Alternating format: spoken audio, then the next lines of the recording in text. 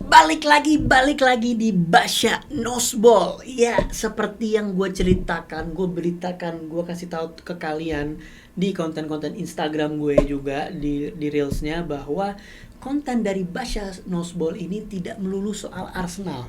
Memang mungkin mayoritas akan Arsenal ya karena tim gue Arsenal, tapi gue lebih mau membahas yang lain juga. Gue mau bahas terutama tim-tim di Premier League, tim-tim top 6-nya, top 5-nya, big 6-nya.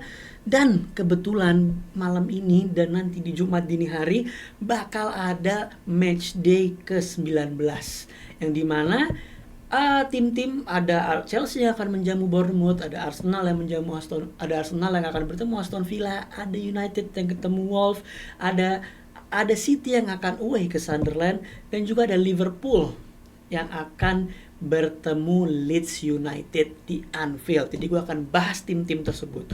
Gue akan start dari Chelsea. Chelsea setelah menang lawan Barca dan seri lawan Arsenal, yang dimana di dua pertandingan itu mereka bermain sangat luar biasa, ada tren yang menurun di situ. Kalau nggak salah dia itu hanya menang lawan Everton dan sisanya antara draw atau kalah. Jadi ini merupakan tren yang buruk bagi Chelsea. Padahal kalau di rentetan itu mereka bisa menang banyak, mereka sekarang udah di posisi seperti Aston Villa yang mengejar City dan Arsenal gitu. Nah ini dipertanyakan sebenarnya apa sih problematika Chelsea ini, dan dia akan bertemu satu tim yang juga gue bilang problematik banget, yaitu Bournemouth. Bournemouth yang selalu di awal musim itu bisa di top 6, top 5 bersama Iraola, tapi selalu menjelang paruh kedua mereka declining. Tapi di sisi lain memang Bournemouth nggak bisa disalahkan juga karena Iraola juga bisa disalahkan karena memang pemain Bournemouth ini sekarang lagi benar-benar jadi uh, pemain-pemain yang diincar sama banyak klub. Sekarang aja Semenyo yang hampir agree sama City, ada juga rumor Senesi yang diincar sama Barcelona. Jadi memang kesian juga sih Iraola ya, pemain ini dibongkar pasang kayak gitu. Tapi ini menurut gue jadi game yang harusnya Chelsea bisa secure kemenangan lawan Bournemouth. Apalagi di head to headnya di beberapa match terakhir di kandang di Stamford Bridge, Chelsea tidak pernah kalah sama Bournemouth. Musim lalu 2 sama, musim lalunya lagi 2-1 menang. Jadi memang di Stamford Bridge harusnya jadi game yang Chelsea bisa menang dengan mudah, bahkan gue bilang dengan trennya Bournemouth yang sekarang. Nah cuman ini perlu dipertanyakan sebenarnya apa yang membuat Chelsea ini bisa seperti ini. Ya menurut gue ya nggak jauh-jauh dari kedalaman squad sih, karena gue sangat yakin squad Chelsea tahun lalu itu lebih baik dari sekarang. Kalau lu bilang tahun lalu lu masih punya Madueke, masih punya Sancho, masih punya Nicholas Jackson yang menurut gue, dan gue yakin ada beberapa atau mungkin banyak ya fans Chelsea yang setuju bahwa mereka lebih baik daripada opsi Chelsea sekarang yang punya Delap, yang punya Joao Pedro, Garnacho yang mainnya sangat buruk sejauh ini, terus main yang lainnya gitu, Gittens. Jadi memang tidak ada keseimbangan antara best 11-nya Chelsea dengan pemain cadangannya. Bahkan bisa dibilang Chelsea ini ya core-core-nya aja yang bagus, kayak Caicedo, Reece James, Cole Palmer, Estevao mungkin, Enzo, Cucurella, uh, Sanchez yang sekarang juga lagi di performa apiknya juga. Sisanya menurut gue emang pemain-pemain yang mediocre, bukan bukan pemain yang bagus gitu. Jadi ini patut dipertanyakan boardnya, kenapa kok abis spending 250 juta skuadnya malah makin buruk. Ini dipertanyakan nih investasinya, dan ini harus dibenahi kalau misalkan Chelsea mau naik ke atas, karena gue yakin Chelsea ini kan semenjak era Abramovich ya mereka mindsetnya selalu menang kan. Lu pelatih sebagus apapun di musim selanjutnya tampil jelek, lo akan dipecat pelatih itu. Mourinho pernah ngerasain dan pelatih-pelatih yang lain, Ancelotti pernah ngerasain, Di Matteo yang habis menang UCL ngerasain. Jadi memang ya dengan perubahan strategiknya si Blue and Co ini, si Todd Boehly dan kawan-kawan ini, memang sedikit merubah cara Chelsea yang mau bersifat bermain long term. Cuma kalau mau bermain long term juga ya lu harus on point juga. Nggak bisa asal lu beli pemain yang nggak jelas gitu loh. Harus pemain dengan kualitas ya, kayak Caicedo, kayak Cucurella yang Premier League proven dan memang punya kualitas. Bukan pemain-pemain yang buangan nggak dipakai tim lain gitu. Emang pemainnya harus bagus. Ya cuma kalau lawan Bournemouth kayak gini sih ya, gua dengan Bournemouth yang trennya lagi jelek seperti ini, gue rasa ini game Chelsea lah ya. Chelsea bisa kembali ke jalur kemenangan. Setelah itu kita masuk ke match selanjutnya, ada United yang akan bertemu Wolverhampton di kandang. Wolf ini kesian. Wolf ini baru dapat poin 2 biji. Poinnya baru 2. Dan bisa dibilang kalau misalkan Wolf ini kalah lawan MU, dia bakal jadi kayak the worst Premier League team di pertengahan musim ini. Karena seingat gue Derby County yang sejelek itu aja dulu nggak sejelek ini gitu loh. Dan melihat Wolf yang juga selalu di kandang mereka jadi bantai 4-1, seharusnya United bisa menang, walaupun mungkin nggak mudah ya, karena Wolf, kenapa gue bisa bilang nggak mudah, karena dari 2 pertandingan away Wolf ke kandang tim-tim yang besar seperti Arsenal, dia bisa golin 1, abis itu Liverpool dia bisa golin 1, jadi dia cuma kalah tipis lah. Cuman ya United dengan rentetan yang bagus juga dan sekarang di top 6, top 7 ini seharusnya bisa menang dengan convincing. Walaupun banyak pemain-pemain yang hilang, banyak pemain yang cedera, ada yang ke AFCON, ada Buemo, Mazraoui, dan Ahmad, ada Bruno yang kemarin cedera, dan Mason Mount yang masih mungkin juga nggak main gitu ya. United emang juga kekurangan pemain, tapi mereka masih punya kualitasnya di depan maupun di tengah, di belakang untuk kalau melawannya Wolf gitu. Ada Martinez yang balik ya, performanya sangat apik dengan Heaven kemarin saat sangat melawan Newcastle. Ada Ugarte yang karena kemarin MU bermain 4 back nih, akhirnya Amorim bermain 4 back secara formasi. Ugarte seperti mendapat perlindungan dari Casemiro dan pemain CAM-nya Mason Mount dan lain-lain gitu ya. Dan ini juga boost juga buat MU, ada beberapa pemain muda yang sempat bisa dimainin, ada Lacey, ada Tyler dan lain-lain. Cuma ini pertanyaannya adalah formasi apa yang akan Amorim terapkan dengan pemain-pemain yang cedera ini gitu. Ya, gue rasa apapun formasinya, mau 3 back, mau 4 back, ini juga bisa jadi tempat di mana Amorim memasukkan pemain-pemain muda yang berbakatnya, dan juga mungkin bisa eksplorasi atau eksperimental seperti apa yang dilakukan dengan Dorgu di right wingnya gitu. Mungkin ada bakal kejutan-kejutan lagi nih, siapa nih pemain-pemainnya bisa out of position aslinya, tapi dia bisa memperlihatkan performa yang apik. Mungkin Lisandro Martinez di CDM, mungkin kita lihat Luke Shaw tiba-tiba kalau mainnya 4-2-2 atau 4-3-3 di left midfielder atau left wing, kita nggak ada yang tahu gitu. Cuman yang jelas kemarin Dorgu bermain sangat bagus banget lawan Newcastle, cetak gol, bisa jadi opsi untuk United mainin dia di right wing lagi. Cuman ya kalau pertandingan ini sih gue nggak terlalu ada banyak komen atau gimana karena ya kalau nggak menang sih ya aneh kalau nggak menang, tapi ya udahlah, United bakal menang gitu ya.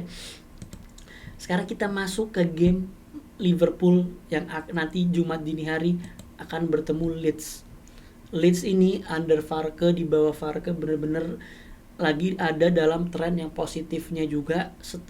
Peaknya awalnya adalah saat ketemu Chelsea yang mereka bisa menang 3-1, habis itu 3 sama lawan Liverpool. Kemarin lawan Sunderland juga golnya Calvert-Lewin itu mewah banget, build up dari belakang sampai depan itu bener-bener mewah.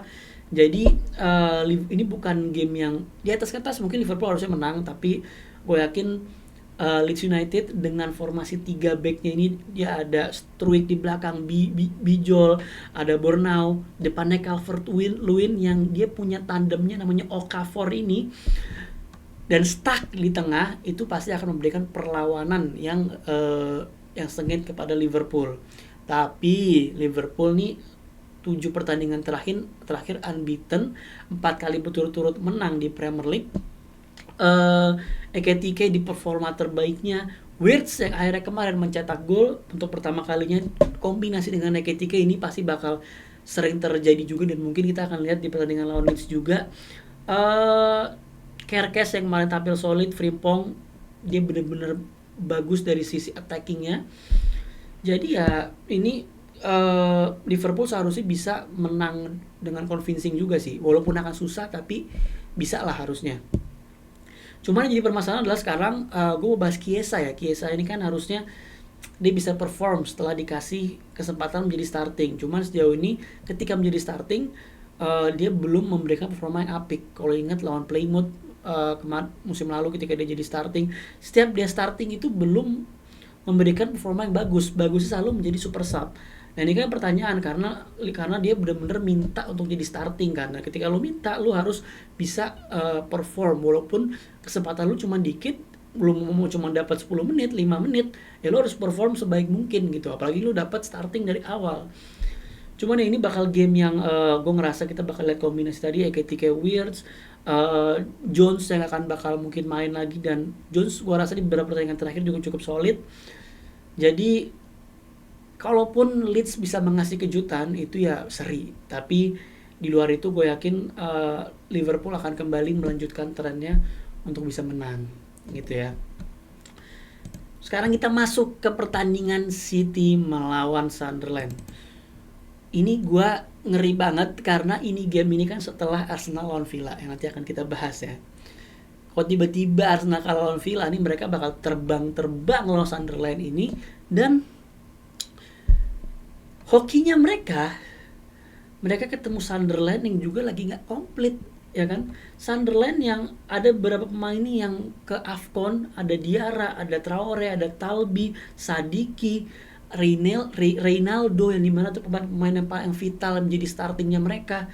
Ada pemain yang cedera kayak Ballard yang katanya nggak akan main besok saat lawan City. Jadi Sunderland ini sangat-sangat bincang, kontras dengan Manchester City yang sekarang lagi gila-gilaan banget, bener-bener skuadnya kompak. Emang belum komplit menurut gue, belum yang kayak sesolid itu, tapi mereka selalu memberikan ketika lagi buntu, mereka punya pemain-pemain yang bisa memecah kebuntuan. Cherki lagi gila ini orang, bener-bener melawan Nottingham Forest kemarin. Kalau nggak ada Cherki itu game mungkin Forest menang atau seri, tapi Cherki bener-bener ngebuka semuanya, nyetak gol dari luar, asis-asisnya brilian. Nah sekarang City ini udah mulai evolve dari Haaland FC, udah jadi timnya lagi, udah jadi tim yang kokoh lagi. Dia nggak cuma mengandalkan Haaland, ketika Haaland nggak perform, tiba-tiba Foden show up, tiba-tiba Cherki lagi konsisten, Reinders tiba-tiba kembali ke goal scoringnya, dikata gol dari kemarin ngegolin mulu juga. Nico Gonzalez juga getting better, walaupun paling yang lagi agak turun tuh Nico O'Reilly ya. Awalnya startingnya bagus, cuma di beberapa game terakhirnya setelah lawan Madrid dia permainan agak turun, tapi dia akan tetap jadi starting menurut gue. Apalagi Ait Nuri ke AFCON juga, si Nunes yang benar-benar jadi right back yang diandalkan sama Pep sekarang. Lu mau main skema 3 back dia bisa, lu mau dia overlap dia bisa gitu loh. Karena kan ada beberapa momen di mana City ketika build up tuh bermain 3 back, Nunes akan masuk mengisi itu, O'Reilly yang maju ke depan. Tapi ketika dibutuhkan seseorang di sisi kanan untuk membantu Cherki dan Foden, Nunes juga bisa overlap. Jadi ini bener-bener City lagi di performa terbaiknya. Gvardiol, Dias lagi solid parah, dan mereka punya Donnarumma yang sangat susah dijebol. Jadi sih ya kalau City ini tinggal berharap aja. Kalau dari gue fans Arsenal, ada momen turunnya lagi, tapi mereka lagi bener-bener kohesif banget, lagi kompak. Jadi sih gue nggak expect mereka untuk drop point dalam beberapa waktu ke depan. Tapi let's see, semoga Sunderland dengan Stadium of Light-nya, dengan gemuruhnya, bisa mengikuti jejak Newcastle yang mengarahkan City di St. James Park. Dan semoga Stadium of Light bisa jadi saksi bahwa Sunderland bisa menang. Tapi kalau prediksi ya seharusnya ini game City lah gitu. Nah sekarang kita masuk ke main course, kita masuk ke game of the match day atau game terbaik di match day ke-19 ini, antara peringkat 1 melawan peringkat 3. Gila bro, Aston Villa bro, peringkat 3, beda 3 poin sama Arsenal. Kalau mereka menang, poin kita sama. Kalau mereka menang, poin kita sama bro. Jadi gue bener-bener merasa game ini game yang tidak boleh Arsenal drop point. Mau itu seri, drop point, kalau kita seri itu sama aja kayak kalah menurut gue. Ini game yang wajib, tidak ada alasan apapun untuk lu kalah atau seri. Karena pertama, Aston Villa juga tidak diperkuat dengan beberapa pemainnya. Ada Kamara yang absen, ada Cash yang absen karena suspend. Jadi dan mereka nggak punya Pau Torres juga di belakang. Dan di sisi lain Arsenal pemainnya pada balik. Gabriel kemarin udah masuk di second half saat melawan Brighton dan sangat expect untuk dia starting juga. Timber katanya juga udah balik. Mungkin Calafiori yang masih 50-50, mungkin dia main dia enggak. Tapi ada Kai Havertz yang kemungkinan masuk ke bench. Jadi sangat ada kemungkinan bahwa squad kita makin komplit. Ada Ben White juga yang katanya bisa masuk di bench juga. Kita punya difference maker, punya Madueke, punya Eze, dan punya beberapa pemain yang memang bisa jadi difference maker ketika kita butuh gol. Jadi kita secara squad ini bisa dibilang sangat komplit gitu loh, sangat komplit. Tinggal nunggu beberapa pemain kayak Mosquera aja yang balik, sisanya ke dalam squad kita udah bagus. Jadi sebenarnya udah nggak ada alasan untuk kita drop point. Dan gue kesel banget bro kalau sama Unai Emery ini, kayak dia ini ada personal gitu karena dipecat sama Arsenal. Jadi tiap ketemu Arteta ini memang ada beberapa kali Arteta menang ya di Villa Park ya, 2 kali gitu menang sama Emery. Tapi kalau di Emirates ini di 3 pertandingan terakhir ketemu timnya Unai Emery, kita belum pernah menang. Lawan Villarreal di Europa League kita di Emirates kalau nggak salah seri, tapi secara agregat kita kalah. Saat 2 musim lalu juga kalah, musim kemarin seri gitu loh. Jadi memang beberapa match terakhir di Emirates Arteta ini belum bisa menang lawan Emery. Dan menurut gua nanti malam adalah saat yang tepat untuk kita revenge, untuk Arteta bisa menang pertama kalinya lawan Emery di Emirates dan mengkukuhkan kita di posisi 1 klasmen. Jadi no excuse, walaupun Villa akan sangat berbahaya. Villa akan bermain build up dari belakang. Makanya ini menurut gua gamenya Gyökeres, Saka dan Martinelli untuk starting dari awal, untuk nge-press backnya Aston Villa, dan jangan ngebiarin mereka bisa nyaman untuk build up dari belakang. Kalau kita lihat musim lalu, kita berhasil menahan tuh biasanya pemain-pemain depannya mereka dan pemain midfieldnya mereka. Cuman Emery ini juga bukan pelatih bodoh gitu. Dia juga tahu dia akan bermain direct juga. Bakal ada momen di mana Aston Villa akan bermain long ball direct, entah itu ke Rodgers atau ke Watkins. Itu udah sangat expected. Makanya di sini dengan lu udah punya Gabriel Saliba yang balik, ini peran individual. Jangan sampai Gabriel, Saliba dan back lainnya ini tidak kalah duel melawan forward Aston Villa ketika terjadi bola direct, switching, transition, dia harus bisa menahan itu. Jadi ya ini game yang menurut gue akan sangat rumit. Bahkan gue pun prediksinya kalau lihat di konten gue 3-2, karena gue tahu Aston Villa ini sangat capable untuk nyetak gol. Tapi ini masalah Arsenal nyetak gol lebih banyak aja. Dan kita harus solid ya, kita harus bisa di momen-momen kecil, detail-detail kecil ini. Arsenal kan lagi gak klinis banget nih. Di 3 game terakhir ini harusnya kita bisa menang lebih dari 2 gol, tapi kita cuma menang tipis. Gue nggak mau kita menang itu kita tuh membiarkan Aston Villa dapat momentum gitu, kayak apa yang Brighton tiba-tiba kemarin nyetak 1 gol gitu, Crystal Palace golin di menit akhir. Itu menurut gue kalau lawan Aston Villa ini lu akan susah untuk vote back-nya, untuk baliknya lagi, karena ini tim yang sangat luar biasa, sangat organized dari Unai Emery. Jadi gue mau kita bermain solid, fokus. Mungkin bahkan kalau kita lihat game-game seperti kita lawan City, kita lawan Bayern, lawan tim-tim lainnya, itu kita harus nge-treat game ini seperti itu. Kita harus benar-benar, kita lihat lawan Bayern, kita dominate Bayern abis-abisan gitu. Terutama babak kedua tuh kita benar-benar mendominasi Bayern. Nah ini juga jadi game seperti itu. Kita harus benar-benar fokus 90 menit. Bahkan kalau mau bilang game ini final deh terserah. Fokus 90 menit dan lo harus bisa menang lawan Aston Villa. Jadi no excuse buat Arsenal. Hasil di luar kemenangan itu tidak bisa diterima. Jadi ya itu aja guys, preview dari gue untuk match day ke depan. Dan gue bisa bilang apapun hasilnya nanti, semoga tim gue menang dan semoga Sunderland bisa memberikan kejutan. Seenggaknya seri deh, gak usah menang deh, seri aja lawan City, itu gue akan senang banget. Itu aja guys, thank you buat yang udah nonton. Jangan lupa di subscribe, hype-nya juga, supaya gue makin semangat ngonten, supaya gue bisa ngonten lebih sering lagi. Dan bisa mengentertain kalian. Kalau ada saran-saran di komen, kemarin gue ada beberapa saran, bisa tulis di komen dan gue akan coba mengaplikasikan jika memang itu bisa gue aplikasikan. Oke, itu aja guys, let's go.